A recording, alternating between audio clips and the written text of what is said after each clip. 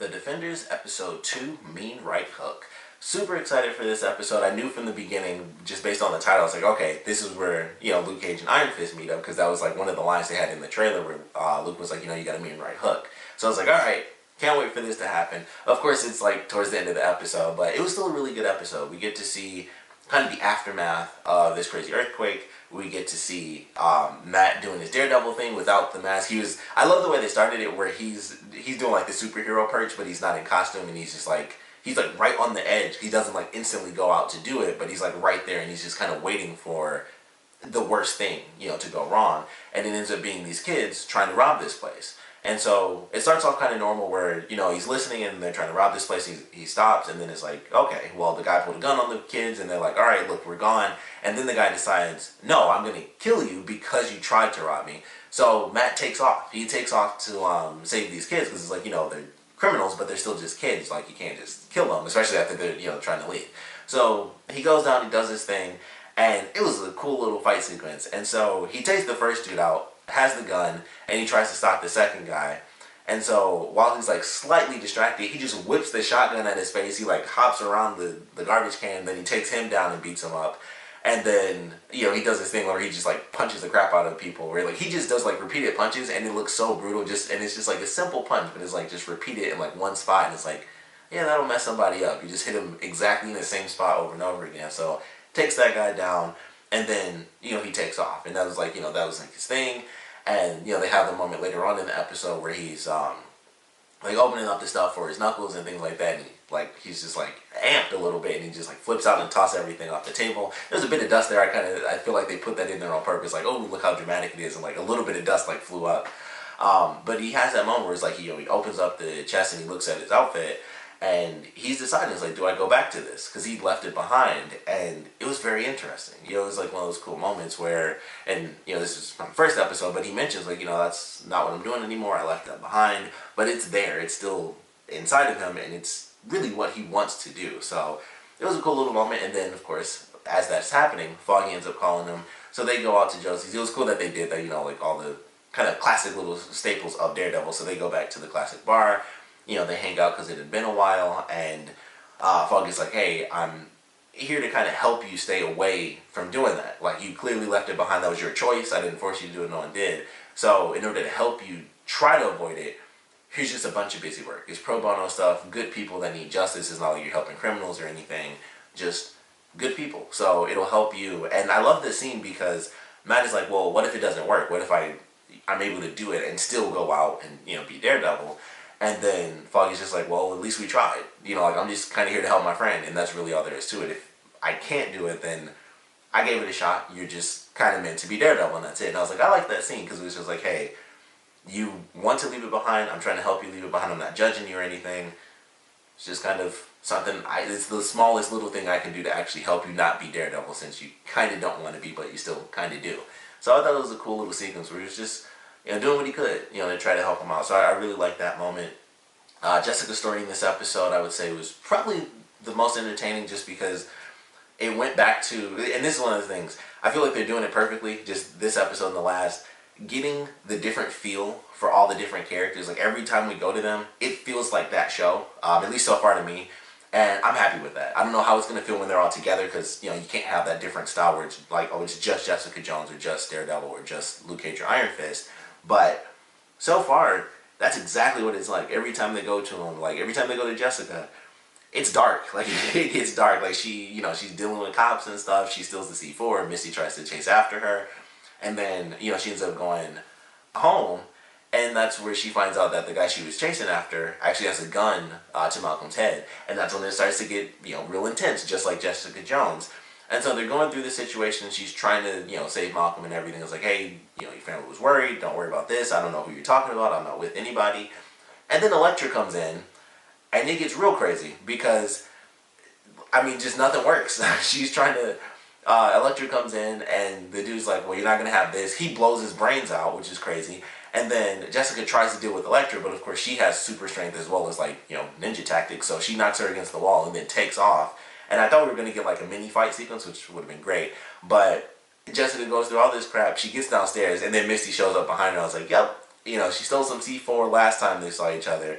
And then she finally gets caught again, and she turns around and there's just blood on her face. I was like, that can't look good to a cop. So, like, I just love the way they did her story in this episode. Like, it got dark just like her stories naturally do. So that was really cool. And then, of course, the ending of that led to her actually encountering Matt, which I thought was cool. It was like, oh, it sucks that it ends this way, but it was like, all right, so we have, the heroes for hire meeting each other, and then we have Daredevil and Jessica Jones meeting each other by the end as well. But it was really cool, and I would assume that them meeting each other came from Foggy being like, hey, I got this thing from Hogarth where she's like, check in on this person. If she happens to get in trouble, she wants me to do something. So here's just another little bit of busy work.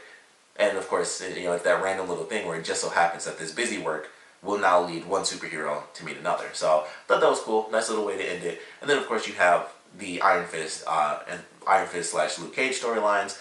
Luke is going around. He's getting more and more information about this new villain who's the man in the white hat. He talks to Turk, which is cool. It was cool to see Turk because he's just that funny villain who doesn't really have that much power. He's just there. So we get to see Turk, which was awesome. And then Luke goes and it's like, hey, I have some information. He calls Misty. And then he sees the kid that he went to talk to in the last episode. And he's like, I gotta go because I have to take care of this kid. Like, he wants to save this kid because this, it's a woman who lost 2 out of 3 of her children. So he's doing everything he can to keep this kid alive before giving the information to the cops. He didn't want to actually have him arrested, but ultimately in the end, we find out that whatever he's doing is somehow tied to the hand. Like, it's really weird the way they're doing it because we do have a new villain with the man in the white hat. I would assume he's going to be like an actual villain kind of later on if they don't end up killing him, in the season. But it is tied to the hand because we have Colleen and Danny. They go to this place looking for like this blade that's like super, super rare and find the person that's connected to it because, they might have what might be one of their allies. So they go to this place. Everybody's dead. There's just a bunch of dead people in the back. And then there's like this little scroll that's a Kunlun. And it's like, all right, well, what does that mean? What's going on here? And then this kid and like the other people he's working with, they come in and they're like the body disposal unit. Like, that's the work that they're doing. They sprayed down the bodies with acid.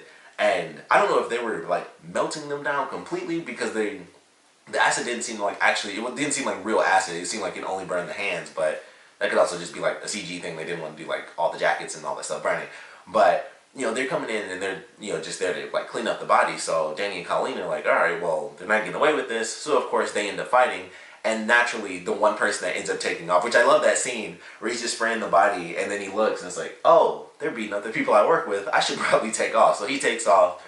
Danny gets him. And of course, pull the mask off. It's the kid that, Luke is trying to protect. So that leads to Danny and Luke fighting, which is one of the funniest fight scenes I think I've ever seen because it was funny in the trailer. It was like, you see like a quick glimpse of it with Danny like hitting Luke and he's just, nothing's happening because he's, he's just there. Like, nothing happens.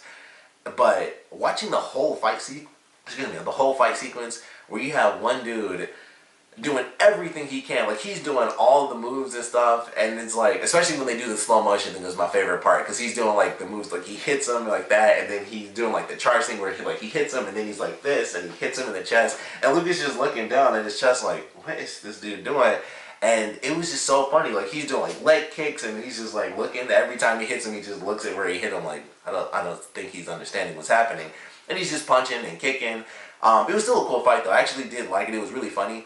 But I did like the fact that Danny, in a sense, was still holding his own. Like, he would still be able to like counter moves and stuff like that. And there'd be parts where, Luke would try to hit him and he would block it. And then he'd try to like force back and like, push him off of him like you would do as a defensive move. But he'd be like, crap, I can't move this guy, so he'd have to like move into a new position because nothing was working. And it was just cool. Like, it was kind of cool, but it got super funny just because it was like, I think that was kind of the point. It was just like, he's doing all this stuff, especially, I think my favorite part had to be, I think it was Luke slammed Danny on the ground, and it was when he said like, don't get up or like stop fighting or whatever. And Danny gets up and he tries to like judo chop him in the neck, and it just sounded like he just smacked him, and it was just like, and that was it. And he's just like, oh my goodness, he doesn't understand. So after Danny gets put down a couple of times, he's like, okay, now I'm starting to get it. And he finally does his Iron Fist, and he punches Luke in the face. Now, when I saw that in the trailer, I just assumed he would fall over. He punched him, and he flew like way down the alley. And I was like, oh, that was way more intense than I thought it was going to be. But it kind of makes sense. I mean, he always knocks people far when he uses the Iron Fist, I guess. But it was just funny. Like I guess probably with his powers, I still didn't think he'd like be launched, but he turns around and hits him with the Iron Fist, and he just gets sent flying. I was like, that was pretty cool. Like it both like all the way through, it was actually pretty cool. Definitely funny when they do like like I said, it's like the 360 cool camera thing, but it's really funny because nothing's actually happening. Like he's doing all the hits and it's just failing. So it was just great. Like the whole fight sequence, it was cool, but it was also super super funny. We get to see Danny use the Iron Fist against Luke at the end, and then Danny and Colleen both end up taking off. Luke sees the kid get arrested, which is what he was trying to avoid, but it's like, at least he's not dead. That's what I was thinking when I was watching it. And so Luke kind of has to just take off after that. But super cool episode. Of course, the official ending was Jessica meeting with Matt. So very excited for the next episode. Looking forward to what they do as far as fleshing out the villains. Because so far we still don't know much about our main villain. I still don't really know her name. They probably said it and I just didn't pay a lot of attention to it. But, for now it's still just, we have this interesting concept of her being close to death. And that's why everything was pushed forward. Like the one real big clue that we got, for this episode is that they can't go any further than where they are right now because it's like a very special door that's, I'm assuming, because they mentioned like, there's words and stuff that reference Kunlun. I'm assuming it was made by them as this barrier, and they thought it was a wall, and Madame Gao assumed it was a wall, and then our main villain, Sigourney Weaver, is like, no, it must be a door. Like, so we have to find some way to open it, which of course I assume the only way to do that is get someone from Kunlun, which most likely would end up being Danny. So I'm really looking forward to how things start to play out for the villains, and now we have two halves of the characters meeting up with each other, and now we just need to put those two halves together, and we officially have all the defenders. So definitely looking forward to it. I can't wait to see the big fight sequence that they show in the hallway. I'm pretty sure that that's where Matt first sees Elektra alive again. So that's really one of the reasons I'm looking forward to that. Like I just can't wait to see what he does when he realizes that Elektra's actually alive. So I'm really looking forward to that for quite a few reasons, but. Really good second episode. Of course, looking forward to the next. Naturally, I want to know what you guys thought about this episode, so please comment below. Let me know your favorite parts about it, your least favorite parts about it. I would love to know what you guys thought of the interactions so far with our heroes and just all the little crossover moments that we've had so far with these first two episodes. Just want to know what you guys think about them. I think so far they've been actually pretty cool, and they work. It's not just like, hey, check out this character from this show meeting this character. Everything makes sense. You have Foggy meeting Luke in the last episode because he's a lawyer. The only thing that didn't make sense about that, to me at least, was that Foggy went like down south to Georgia, because I'm pretty sure that's where Luke was in prison. He was in Georgia. And I'm like, I don't really understand why Foggy would need to go all the way down south to, connect with him for that. But I guess it was like, we don't know where he'll end up, so I guess that's why they sent Foggy there. I thought personally that was a little weird, but maybe that happens in real life. Because I was just like, that's weird. Like, he's an attorney, he's a lawyer from New York. Why would they need to send him physically all the way down there just to be like, hey, here's a card, that sort of thing. But maybe that's not, they weren't actually there anymore. I don't know, because I just assumed he was, he was just getting out of prison, so I assumed he was still in Georgia. But it was just kind of weird. I was like, why is Foggy way down south? I didn't mention that in the last episode. That was like the one interaction I thought was a little weird. It just seemed odd to me that they sent the lawyer down south. But like I said, not a lawyer. Maybe they actually do that. Other than that, though, I think all the crossover stuff has been really cool. It all makes logical sense. Jessica calls in something. It happens to tie in with Misty. Everything, pretty much everything they've done with the crossovers just makes sense so far. Matt meeting up with Jessica, they haven't explained it, but like I said, I have to figure that has to do with Hogarth giving the mission to Foggy, and then Foggy's like, hey, here's more busy work for you since you kind of want to keep away from being Daredevil, which this will have the exact opposite effect of that, of course, but it just all makes sense so far. Danny running into Luke, Danny and Colleen, taking on the hand from one end, and then Luke just trying to help people within his city, and then that leads to basically the disposal unit of the hand and this dude with the white hat. So I think so far they've been really cool. It hasn't been like, ham-fisted, like, hey, check it out, crossover stuff. It all works. So I'm really enjoying that and enjoying it in general so far. I'm just super excited to get through the rest of these episodes. But like I said, we'd love to know what you guys think about the crossover elements and how they've done the characters meeting so far. And just, what you guys thought about this episode in general. So please comment below, let me know, and thanks for watching.